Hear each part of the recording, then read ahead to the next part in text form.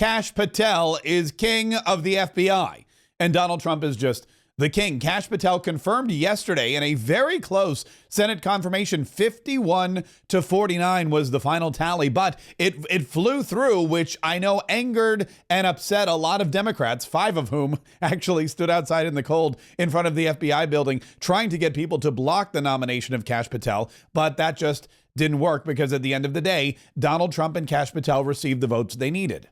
The yeas are 51. The nays are 49. The confirmation is confirmed. Under the previous order, the motion to reconsider is considered made and laid upon the table, and the President will be immediately notified of the Senate's actions.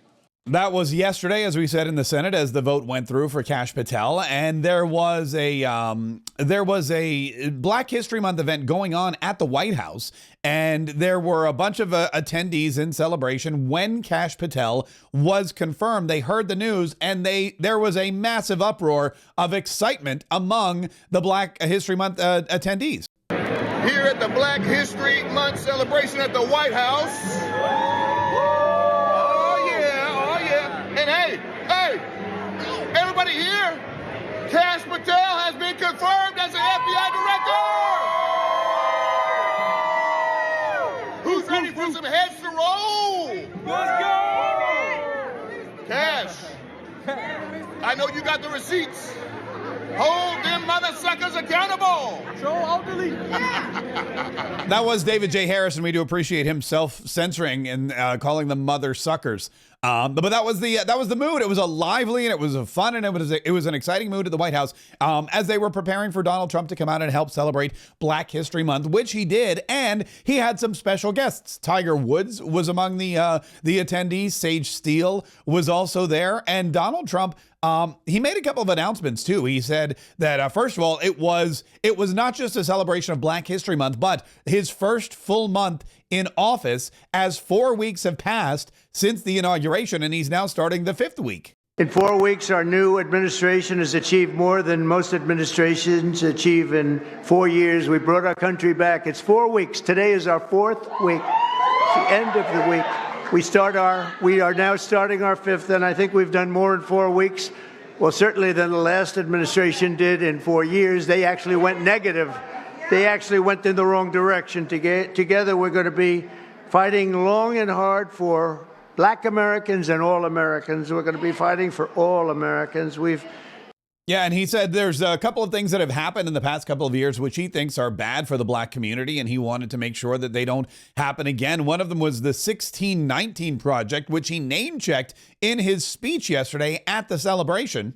The last administration tried to reduce all of American history to a single year, 1619, but under our administration, we honor the indispensable role Black Americans have always played in the immortal cause of another date, 1776. We like 1776. In the very first skirmish of the Revolutionary War at Lexington Green, an enslaved Black man named Prince Estabrook, you know Prince Estabrook? Yeah.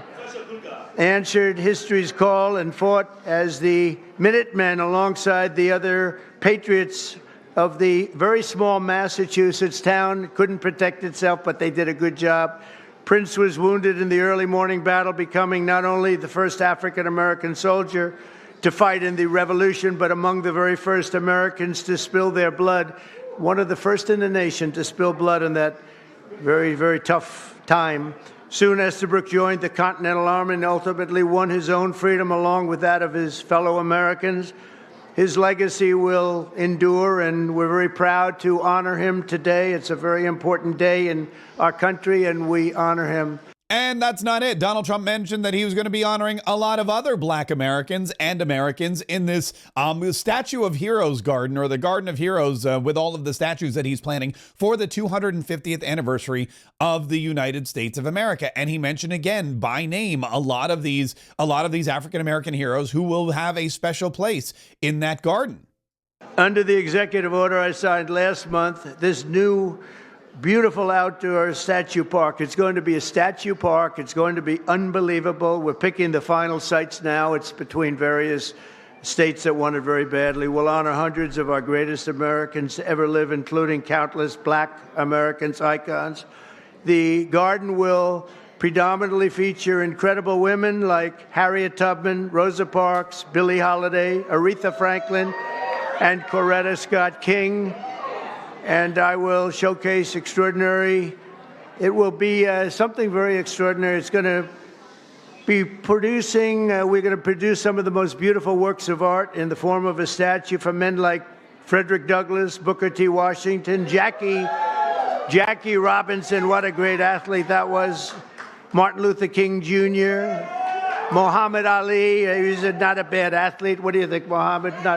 Not too bad. And the late Kobe Bryant. People love Kobe Bryant. Donald Trump getting a lot of applause when he mentioned that Kobe Bryant from the LA Lakers will be dedicated with a statue and remembered and memorialized with a statue in the Garden of Heroes statuary park whenever and wherever that happens to be. One place we know it probably won't be is in Maine, because President Donald Trump, very upset with Maine. He also mentioned at an event yesterday that Maine was defying his executive order against men competing in women's sports. And as a result, he was going to cut off funding to Maine because, well, that's what you do. If you don't apply, if you don't adhere to the executive orders, and if you still continue to put women in sports in danger by allowing men to compete against them, you're just not going to get any help from President Donald Trump. And I heard men are still playing in Maine. Is anybody here from Maine? Who is that? Is that the governor? That's, well, I hate to tell you this, but we're not going to give them any federal money. They are still saying we want men to play in women's sports, and I cannot believe that they're doing that. They are, let's find out who that guy is that raised his hand. Maybe he's just kidding. But so we're not going to give them any federal funding, none whatsoever, until they clean that up. And that's going to be a warning to every other state, all 49 states. There's an executive order in place. No men in women's sports. The NCAA has already changed their resolutions. No men in women's sports. But if you're a state and you receive federal funding and you're continuing to allow this horrible practice to happen after Donald Trump has already said it's against the executive order of the President of the United States of America, then they're going to cut off your funding. And that usually does the trick. That usually gets people to fall in line pretty gosh darn quick. A couple of other things that happened, speaking of falling in line. Caroline Leavitt, the White House press secretary, had a really great press conference yesterday, or press briefing, where she brought in 3 principals in Donald Trump's administration: Deputy Chief of Staff Stephen Miller, National Security Advisor Mike Waltz, and the chairman of the Economic Council. I think that's his full. It's a long title. I keep forgetting it. Kevin Hassard, and they all got to speak about different things. It was really fantastic, and they all brought a lot of information with them. And Mike Waltz, our good buddy who's the National Security Advisor, he came in and he set the record straight on Ukraine, because there were a lot of questions about Ukraine, a lot of questions about Donald Trump's comments about Ukraine and Volodymyr Zelensky, a lot of people misrepresenting Donald Trump's position on the Ukraine war in the media. And so Mike Waltz came and said, look, here's the deal, folks. There has been ongoing fighting on both sides. It is World War I style trench warfare. His frustration with President Zelensky is that you've heard is multifold. One, there needs to be a deep appreciation for what the American people, what the American taxpayer, what President Trump did in his first term, and what we've done since. So some of the rhetoric coming out of Kyiv, frankly, and insults to President Trump were unacceptable, number one. Number two, our own Secretary of Treasury personally made the trip to offer the Ukrainians what can only be described as a historic opportunity. That is for America to co-invest with Ukraine in their minerals, in their resources, to truly grow the pie. So case in point, there's a foundry that processes aluminum in Ukraine. It's been damaged. It's not at its current capacity. If that is restored, it would account for America's entire imports of aluminum for an entire year. That one foundry. There are tremendous resources there. Not only is that long-term security for Ukraine, not only do we help them grow the pie with investments, but we do have an obligation to the American taxpayer in helping them recoup the hundreds of billions that have occurred. So, rather than enter into some constructive conversations about what that deal should be going forward. We got a lot of rhetoric in the media that was incredibly unfortunate. And I could just tell you, Peter, as a veteran, as somebody who's been in combat, this war is horrific. And I think we've lost sight of that, of the literally thousands of people that are dying a day, families that are going without the next generation.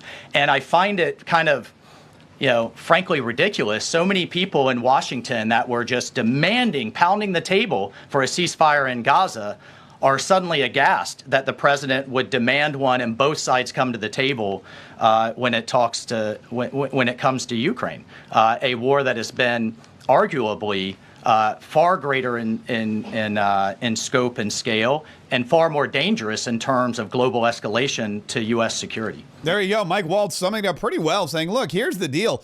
Donald Trump is saying both sides come to the table, stop fighting now, let's work this out. And Vladimir Zelensky is openly thumbing his nose at Americans, at the American president, at the American taxpayer. He has been ungrateful in the donations and the assistance that he's received so far, and he doesn't seem willing to do anything at all to end the war. And you have to scratch your head and you have to stop and you have to ask, if a politician shows no interest in ending a war, are they a diplomat or are they an investor? Is there something more in that war that they are seeking to gain, either personally or professionally, or are they really truly invested in helping end the war so that fewer of their countrymen and women are killed, fewer of their, less of their infrastructure is destroyed? Having a partner like the United States of America, which is something that we thought Volodymyr Zelensky wanted all along. And ever since the war began, we've heard about Volodymyr Zelensky and how he wanted to partner with the United States. He wanted money from the United States. He flew over here and he begged Congress for money. And Nancy Pelosi was yelling Slava Ukraina. And then he went and toured that munitions factory in Pennsylvania with Josh Shapiro and Bob Casey and did a whole Kamala Harris campaign event where they signed bombs, which that didn't end up really well for him. All of those things that Volodymyr Zelensky did showed that he maybe wanted to partner with the United States. Here's Donald Trump offering him a long-term solution to partner with the United States to rebuild Ukraine, and he's thumbing up his nose at it. And Mike Waltz says that's just not. We're not gonna stand for that. And we're going to call out this kind of behavior where and when it happens. The other thing he wanted to set the record straight on were these reports that the United States of America has excluded its European allies from any and all negotiations. And that's just flat out false. I just want to push back on this notion of our European allies not being consulted as we've entered into this process. I already mentioned the immediate phone call President Trump made to President Zelensky. He has talked to President Macron of France repeatedly last week. President Macron convened European leaders and then is coming here on Monday. Prime Minister Starmer is coming next Thursday. I've talked to every one of my national security advisor counterparts across the spectrum in Europe. I've talked to Secretary General Rutte, the leader of NATO, the Secretary General of NATO. We have repeatedly, by the way, we had half our cabinet, 7 cabinet officials, including the vice president, at the Munich Security Conference, all engaging, all listening, and all making sure our allies are heard. However, we've also made it clear for years, decades even, that it is unacceptable that the United States and the United States taxpayer continues to bear the burden, not only of the cost of the war in Ukraine, but of the defense of Europe. That is something that has become a thorn in the side of President Donald Trump. It's not just the cost of Ukraine, which the United States of America has no repayment plan for. When Europe gives money to Ukraine, they loan money to Ukraine, and there's some kind of deal in place that stipulates that they will pay it back, whether through natural resources or actual cash. But the United States of America has no plan in place. That's why you see Volodymyr Zelensky here constantly. That's why Volodymyr Zelensky comes over and over again with his hat in his hand saying, please give me more money, because he knows when the United States gives him money, he doesn't have to pay it back. When Europe gives him money, he does, as well as the NATO alliance countries, which want to get this, Ukraine into their fold, but 90% of the bills are paid for by the United States of America. So by bringing Ukraine into NATO, it not only angers and exacerbates the issue with Russia, but it also also puts more of a financial burden on, guess who? That's right, the U.S. And that's something that Donald Trump is not interested in. That's something that most Americans are not interested in, no matter what the media tells you about our European allies, Vladimir Putin and Volodymyr Zelensky. A couple of other things came out of this meeting which were really interesting. One of them was Stephen Miller, who is the deputy chief of staff in charge of immigration. Stephen Miller is, I mean, really one of my favorite people to listen to when he speaks. And he was asked a question about the media, or by the media, about Elon Musk and his role and how he's the co-president or something like that. And Stephen Miller, he pretty much had enough. And he took this opportunity to let the press know, look, I've had enough. Let me school you guys on how this democratic republic is actually set up. It is true that many of the people in this room for 4 years failed to cover the fact that Joe Biden was mentally incompetent and was not running the country. It is also true that many people in this room who have used this talking point that Elon is not elected fail to understand how government works. So I'm glad for the opportunity for a brief civics lesson. A president is elected by the whole American people. He's the only official in the entire government that is elected by the entire nation, right? Judges are appointed, members of Congress are elected at the district or state level, which is one man. And the Constitution, Article 2, has a clause known as the vesting clause, and it says the executive power shall be vested in a president, singular. The whole will of democracy is imbued into the elected president. That president then appoints staff to then impose that democratic will onto the government. The threat to democracy, indeed the existential threat to democracy, is the unelected bureaucracy of lifetime tenured civil servants who believe they answer to no one, who believe they can do whatever they want without consequence, who believe they can set their own agenda no matter what Americans vote for.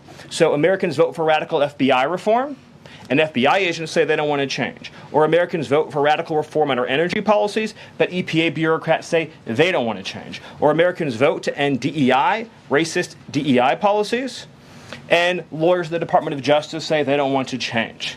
What President Trump is doing is he is removing federal bureaucrats who are defying democracy by failing to implement his lawful orders, which are the will of the whole American people. Seems simple enough. Seems that Stephen Miller gets it. I don't know why the media doesn't get it. And that is exactly why Donald Trump has tapped Elon Musk to run Doge. It's the same reason he's tapped Stephen Miller to be the deputy chief of staff and Susie Wiles to be the chief of staff. No president should worry about who they appoint being questioned or scrutinized as much as Donald Trump has already seen his appointments of Elon Musk and others be questioned and scrutinized. Elon Musk is working at the pleasure of the president. He has been hired by the president of the United States, who has been duly elected by the majority, not just of the Electoral College, but of the popular vote. The majority of voters in the United States of America said, Donald Trump, he's our man. If he can't do it, no one can, especially Kamala Harris. One other thing that Stephen Miller touched on was he was asked a question about the Doge dividend. And if 20% of the Doge dividend, or if 20% of the money saved by Doge is going back to the American taxpayer, where does the rest of it go? Here's what he said. Stephen, we're hearing about these Doge dividend checks that would be 20% back to taxpayers, 20% to pay down the debt. 60% is left. Who gets that? Well, the way that it works is when you achieve savings, you can either return it to taxpayers, you can return it to our debtors, or it can be cycled into next year's budget, and then it just lowers the overall baseline for next year. So in other words, you can just transfer into the next fiscal window and then lower the overall spending level. And that means that you can achieve a permanent savings that way, and that reduces the deficit. And when is it that people might see those checks? Well, this is all going to be worked on through the reconciliation process with Congress that's going underway right now. As you've seen, the Senate's moving a bill, the House is moving a bill. The president has great confidence in both chambers to deliver on his priorities.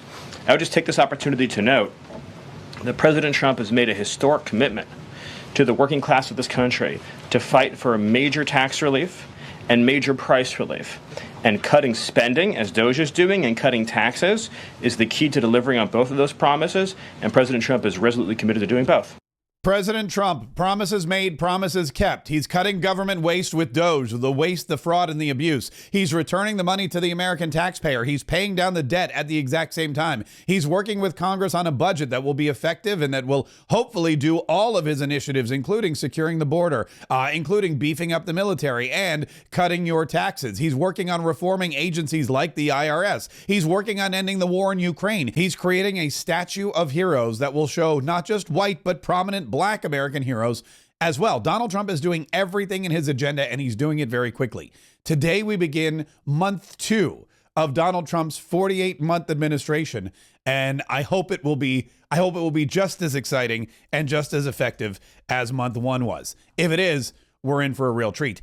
Speaking of real treats, later on today, we have a second podcast. Mark Kaye Saves the Republic. And if you enjoyed and just even a second of this podcast, you're really going to love our noon podcast. It's a little bit longer, a little more in depth. Sometimes we have interviews and other information. We cover all the news, not just the news coming out of Donald Trump's White House, but all the news. And if you would like to join us, it's easy to find. All you have to do is go to your favorite podcast platform, search Mark Kaye Saves the Republic, download, listen, and enjoy.